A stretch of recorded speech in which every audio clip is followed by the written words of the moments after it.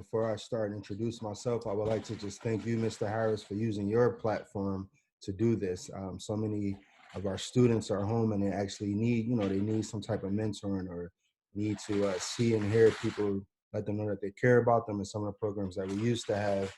Now we have to adapt to this new norm, social distancing, and make sure that, we are using platforms to reach out to them. So thank you for using your platform, and also thank you. And I'm looking forward to calling you Dr. Harris very soon. Thank you. All right, okay. All right. So I'll start off again. My name is Richard Allen Wyatt Jr., born and raised right here in the city of Plainfield. Went through Plainfield Public School Systems, kindergarten through 12th grade. I went to Barlow School, Cook School, Maxon, and graduated from Plainfield High School in 2004. After that, I matriculated to Morgan State University, where I majored in business administration with a concentration in finance. I graduated from Delaware State University in 2009. I currently am employed at the city of Plainfield as the deputy tax assessor, and I've been working there now for 10 years. So it's been 10 years working for the city of Plainfield. Besides that, I am a board member for the Plainfield Board of Education, which I've been serving now. This is my second term, 5 years. I also have a nonprofit and a host of other things. So just happy to be here with you all today and just talking about some of the different career paths and some of the things that I do, and hopefully can inspire, motivate, and you guys to do so. And I will also leave my information, so if anybody wants to reach out, have any questions, need any guidance, I'm happy to do so. All Thank right, you. so I'll start with the career, the deputy tax assessor. So I'll read a few things here that I do. So the tax assessor's job are to determine taxability and value of properties using methods such as field inspections, structural measurements, calculations, sales analysis, market trends, etc. We expect new constructions and major improvements to existing structures in order to determine values. We explain assessed values to property owners and defend appealed assessments. So before I go into all of this, I'll just explain it to you all. So every property in the city of Plainfield is they have to pay taxes. There's a tax. We assign a number to them. So each address in the city of Plainfield, we assign a block and a lot. So every house, every building in the city of Plainfield, they have taxes assigned to them. So what we do is we go out and say, okay, hey, you have this house here. You just built this house. All right, so we're going to measure it and say, this is what you are going to be paying in taxes. So this is the value, the market value of this home here. So, and as you know, I have a job that I want to say that I'm not a like job, because people don't like paying taxes. In New Jersey, taxes are very, very high. In the city of Plainfield, the taxes are high. So it's real difficult to articulate to people who come in angry and say, why am I paying this much for taxes? Where am my money going to? So we have to explain each step that we take to determine the value of the taxes and break it down to them and make sure that they feel comfortable. All right, so I'll go back into some of the things we do here.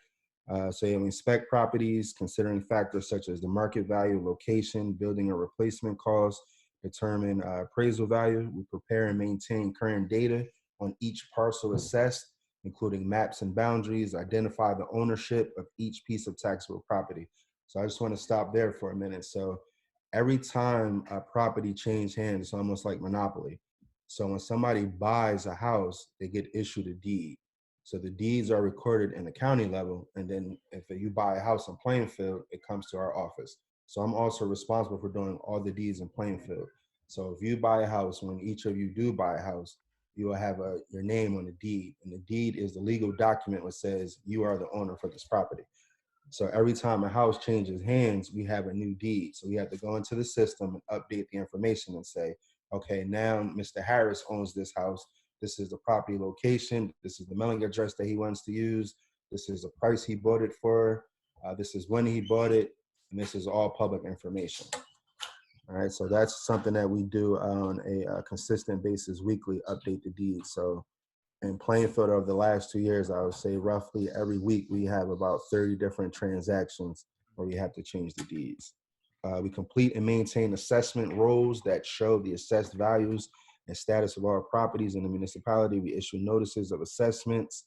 We review information about transfers of properties. et cetera, et cetera. So that's just a broad overview of what we do on a day-to-day basis. And I just would like to let you know, so for the job, as you know, I do have a degree in business administration with a concentration in finance. However, it wasn't required that you have a college degree for this job. So the other prerequisite would be a high school diploma. You have to work in the office for 5 years in order to take the classes to have this type of position. So you don't need a college degree. It helps if you have the college degree. You can bypass all of the stuff and the job is yours. And math is very important. So a lot of times we sit there in math class and we say, all right, we're looking at all these letters and shapes, and it's like, we're never going to use this stuff. I thought that when I was in class, and now today I actually use majority of the things that we learned in algebra, or back it up, pre-algebra, geometry, all of those things when dealing with the job. So real quickly, I'll just show you guys how we determine what the tax rate is, and the equalization ratio. Let's write this down. So the tax rate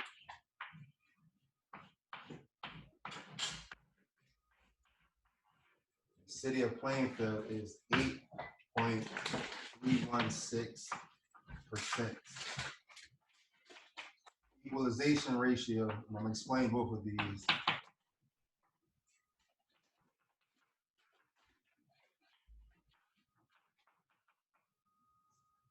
43.62%.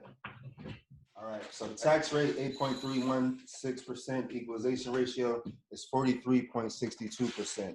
So I'll use my property, for instance, for the example here. So we have an assessed value. My property here is assessed at $113,000.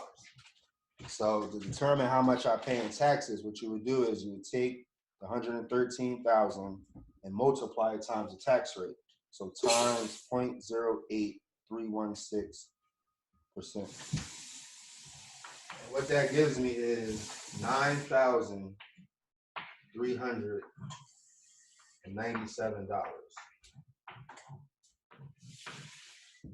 All right, so just to show you all again, if you can see, you probably can't, but you take my assessed value is 113,000. That's not the market value of the home, but that's what the assessed value is.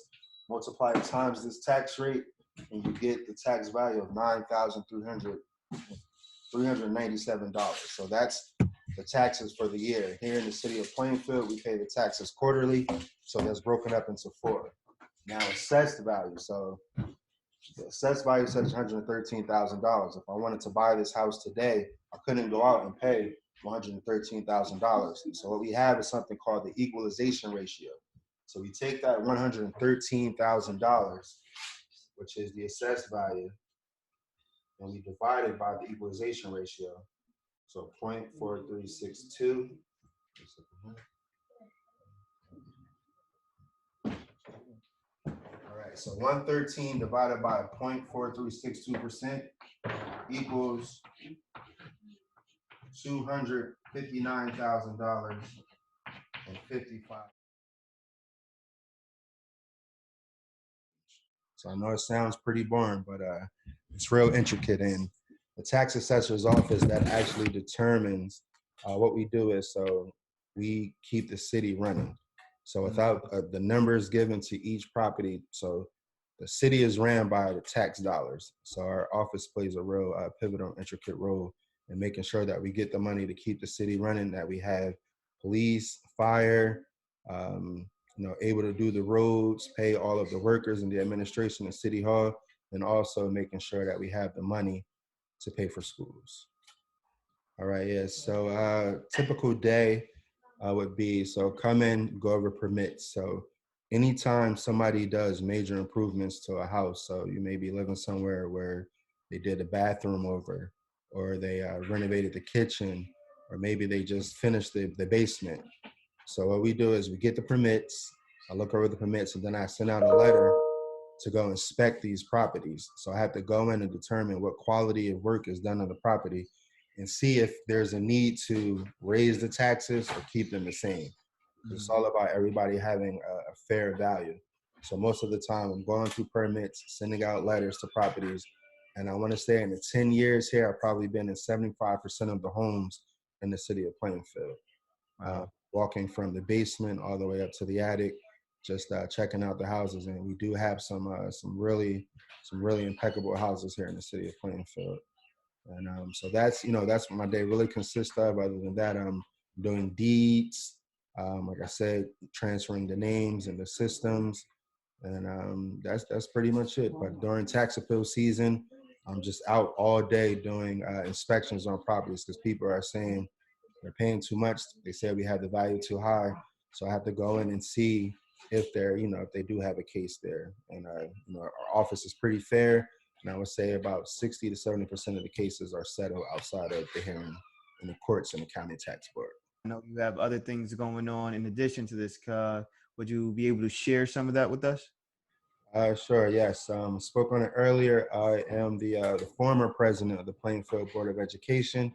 And so the Plainfield Board of Education has 9 members. We're a 9-member board, bipartisan, so it doesn't matter if you're a Republican or a Democrat. I want to believe that everybody that runs for the school board wants to make a change here for the Plainfield Public School District. As I mentioned earlier, like yourself, Mr. Harris, I graduated from the school system and I found it not robbery. I thought that I had to come back and be that bridge builder to make sure that it was different for the way that we received education, that we know that we do have issues here. It's like every school district, we have issues in the Plainfield Public School District. I just want to make sure that we're putting policies in place that makes it different for those who come behind us. So like I've been on the board now for 6 years. Um, it's tough. It's an uphill battle. You start to see once you get a seat at that table. As I started out, I never was a politician. Just was consider myself a change agent and an advocate for kids. But once you take a seat at the table, you do start realizing that you need to one be a politician in order to get things done, and it's a thankless job. So we had many of meetings. Sometimes we have people praise us, and sometimes we have people really mad and upset with us. But what I always do is just make sure that anytime that I vote or have something to do, that I always think about the children first in the district, not just my own, but all of the children that we have here in the district. Well, I, for one, thank you for your vested interest in the children of Plainfield and their futures. Uh, Care to share about Gentlemen Making Changes? I sure do. Yep. So GMC, Gentlemen Making Changes, is a nonprofit. We actually officially established it in 2016. Making Changes is just an organization. It's a group of men with like mind and like attainment. So we all sat down and said, we need to make a change in our community. So for so long, the women have been the backbones in our community, whether men want to admit it or not. But you always have the mom there, the mom taking the kids to school, the mom picking them up, the mom preparing the dinner. And if you look at our society, what we did was we asked ourselves was, what happened to the men? And a lot of things that was going wrong is, in my opinion, is the men had to step up. And we can no longer take a back seat and let the woman do everything. We had to step up. So we created GMC. We started doing a lot of community service, and we really just wanted to show young men and women that there are men who strive for excellence, and our motto is change what they see and then to change what they'll be. Mm. So we try to lead by an example. So anybody who looks at me should be able to say, he's somebody who cares about the community. He's doing the work. We see it firsthand. He's working hard. He's also taking care of his family, and he also has fun. So now we just think that that's important. We did launch the Swag Academy, which is Scholars with a Goal.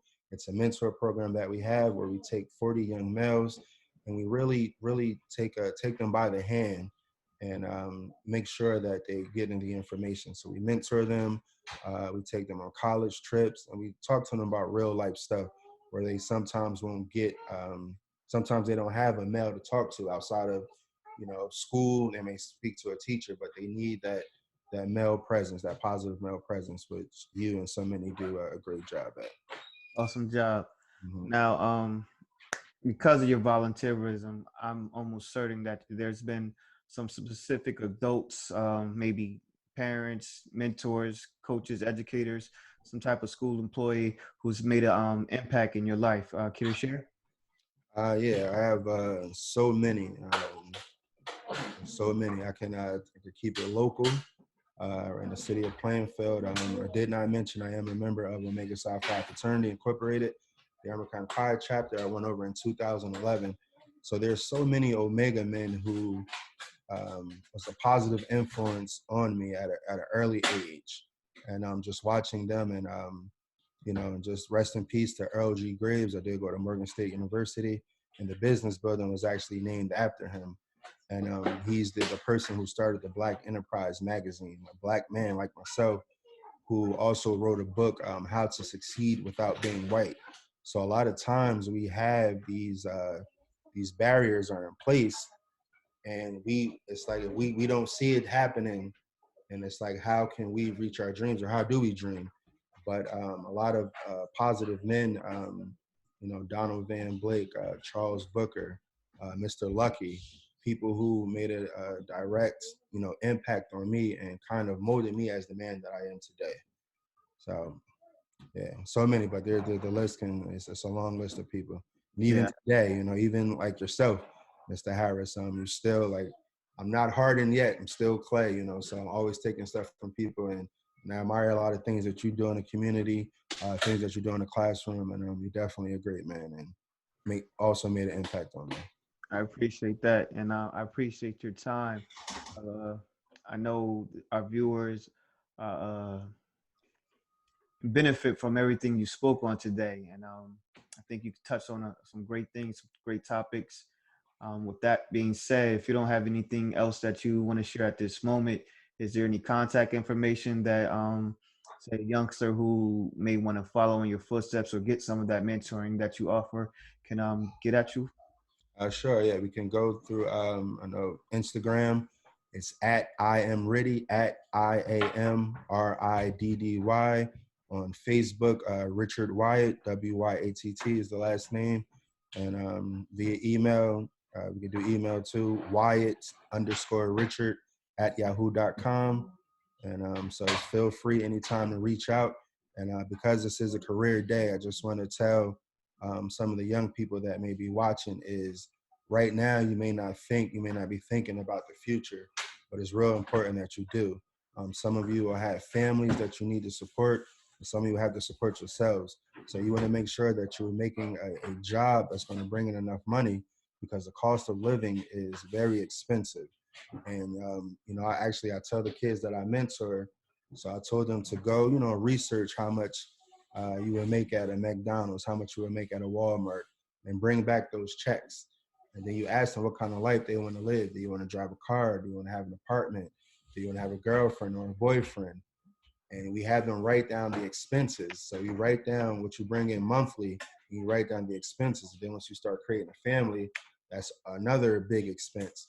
And once you start writing that down and paying attention to it, it should motivate you to want more and do more in life. The cost of living is very expensive, and you want to make sure that you're in the right career that can, make sure that it sustains you and your life and the family that you would be supporting. Wise advice. Thank you.